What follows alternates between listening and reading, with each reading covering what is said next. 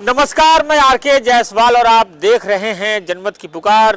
मौजूद हूं पीतमपुरा में, जहां पर गंगा समग्र कार्यकर्ता राष्ट्रीय कार्यकर्ता का संगम चल रहा है, अधिवेशन चल रहा है 3 दिनों का। किस तरीके से यहां पे तैयारियां की गई है, क्या क्या बातचीत हो रही है, किन बातों पर यहां पे विचार विमर्श चल रहा है, यही सब जानने के लिए हमारे साथ मौजूद है गंगा समग्र दिल्ली प्रदेश के संयोजक ईश्वर आज़ाद जी। जी आज़ाद साहब जी, क्या क्या बातचीत हो रही है, किस बातों पर मंथन चल रहा है?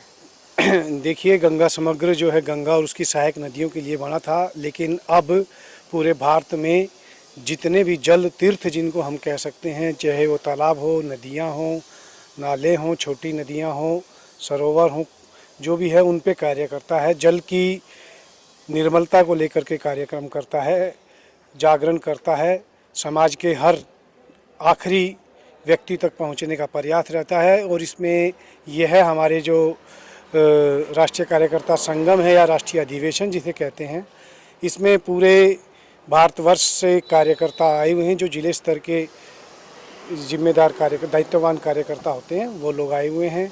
उन्होंने कितना काम किया, नया प्रशिक्षण रहेगा कि क्या काम और करना है, उस चीज़ को लेकर के पूरा दिन भर सत्र रहते हैं।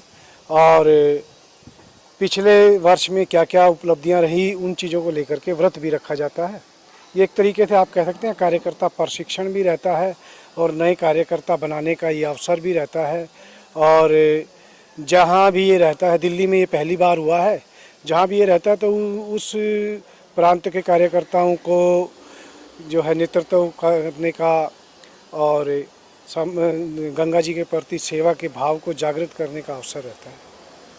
कितने सफल हुए गंगा जी को सफाई करने के लिए? मैं तो कहूँगा कि दिल्ली में है, दिल्ली में यमुना नदी है जी, बहुत ही प्रदूषित है गंगा यमुना नदी।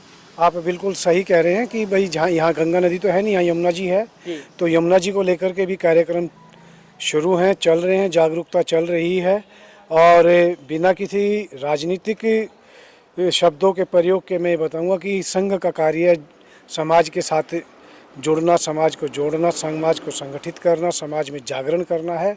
वह निरंतर सभी आयामों में रहता है। जितने भी अनुषंगिक संगठन हैं, चाहे वो विद्यार्थियों को लेकर के हो, चाहे वनवासियों को लेकर के हो, चाहे धर्म को लेकर के हो, चाहे व्यापारियों को लेकर के हो, चाहे महिलाओं को लेकर के हो, चाहे बच्चों को लेकर के हो, चाहे पर्यावरण को लेकर के हो, चाहे हमारे संस्कारों को लेकर के हो, चाहे हमारी विद्या को लेकर के हो, वो रहते हैं। तो यह है जो प्रकल्प है, यह जल तीर्थों की निर्मलता को बनाए रखने के लिए, उसकी जागरूकता को बनाए रखने के लिए कार्य कर रहा है।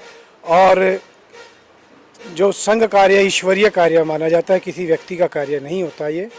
और इसके परिणाम जो हैं जरूर प्राप्त होते हैं। ईश्वरीय कार्य में थोड़ी सी देर आपको लग सकती है देखने में, लेकिन परिणाम बहुत ही अच्छे आएंगे, ऐसा हमारा प्रयास है, ऐसा हमारे भाव हैं।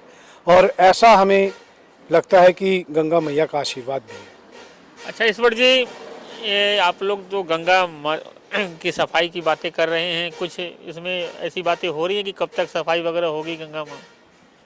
देखिए उसको लेकर के निरंतरता रहती है। अभी हमारे पद्म श्री अंतर्राष्ट्रीय ख्याति प्राप्त जो है वैज्ञानिक आए हुए थे, हमारे अतिथि थे आज के, डॉक्टर अजय सोनकर जी। उन्होंने इस तरीके को मतलब उनके उसमें विस्तृत रूप से पता चला कि भाई हमें किस प्रकार से कार्य करना चाहिए। और वही विचार और भाव को लेकर के जब हम समाज में जाते हैं तो वो उसका असर जरूर मिलता है। और ये दिल्ली में भी इस प्रकार के आयोजन हो रहे हैं, इस प्रकार का जागरण हो रहा है। तो जहाँ गंगा मैया का प्रभाव ज़्यादा रहता है तो वहाँ तो आप मान ही सकते हैं कि होगा ही होगा। गंगा माता की बातचीत हो रही है। पिछले दिनों माघ मेला का आयोजन हुआ था कुंभ में, और वहीं पे शंकराचार्य हिंदुओं के जो शंकराचार्य होते हैं सबसे बड़े अनमुक्तानंद जी, वो बैठे रहे, अनशन पर बैठे रहे, बिना स्नान किए हुए वहाँ से लौट आए। देखिए ये जो हमारा जो ये आप कार्यक्रम, जिस कार्यक्रम में आप आए हुए हैं, गंगा माता से जुड़ा हुआ है, इसलिए मैंने सवाल कर बिल्कुल बिल्कुल बिल्कुल आप जवाब नहीं भी दे सकते। लेकिन नहीं, जवाब की बात नहीं।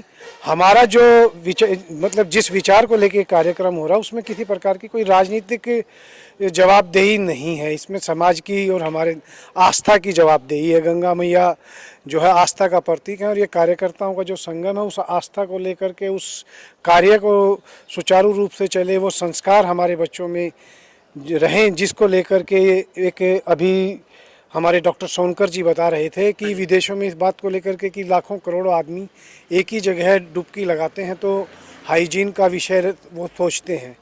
लेकिन इस विषय पे भी मैं आपको बताऊं तो उन्होंने बताया कि जो हमारे धर्म के अंदर नदियों पे पावन तिथियों पे स्नान करने का जो कारण है, उसका कारण है कि हमारे शरीर से भी कुछ ऐसे बैक्टीरिया पानी में चले जाते हैं जो उस जल को जीवित रखते हैं, क्योंकि जब जल के अंदर कुछ भी नहीं होगा तो जल मृत प्राय हो जाएगा।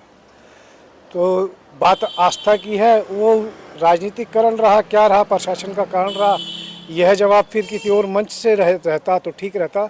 लेकिन आज जो कार्यक्रम है वो जल तीर्थ की आस्था को लेकर के है और उसको लेकर के हमारे जो प्रयास हैं उसमें देखते हैं हम अभी कितना सफल हो पाते हैं। लेकिन इतना विश्वास है कि सफलता जरूर मिलेगी। और बहुत कहाँ से लोग इसमें भाग लेने आए हुए हैं अगर हम बातचीत करें तो? इसके अंदर से संघ की दृष्टि से उत्तर प्रदेश में 6 प्रांत लगते हैं, 6 प्रांत से आए हुए हैं। बिहार में 2 प्रांत लगते हैं, दोनों से आए हुए हैं। बंगाल के 2 प्रांत लगते हैं, बंगाल से आए हुए हैं। त्रिपुरा से, आसाम से, और आपका अरुणाचल से, पंजाब से, हरियाणा से, मध्य प्रदेश से, राजस्थान से, गुजरात से और जम्मू कश्मीर से इतने प्रतिनिधि यहाँ आए हुए हैं। अगर युवा पीढ़ी को जोड़ा जाए तो क्या संदेश देंगे युवा पीढ़ियों को ताकि वो भी जुड़े आप लोगों से? जी, हमारे यहाँ युवा पीढ़ी का एक युवा आयाम भी है जिसको हम युवा गंगा वाहिनी बोलते हैं। उसको लेकर के अभी प्रयाग में भी अधिवेशन हुआ था पिछले महीने ही। तो युवाओं में और बच्चों में ही संस्कार की ज़रूरत ज़्यादा रहती है और संघ का कार्य भी युवाओं और बच्चों को लेकर के ही उनके अंदर संस्कार का ज़्यादा रहता है।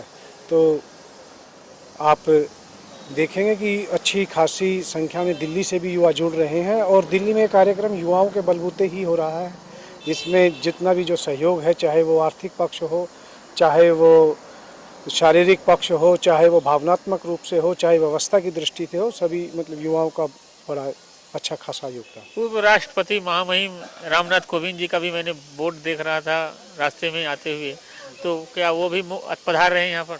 जी, कल वो मुख्य अतिथि के रूप में समापन समारोह में मुख्य अतिथि होंगे और उनके विचार हमें इस बात गंगा समग्र को लेकर के सुनने को मिलेंगे।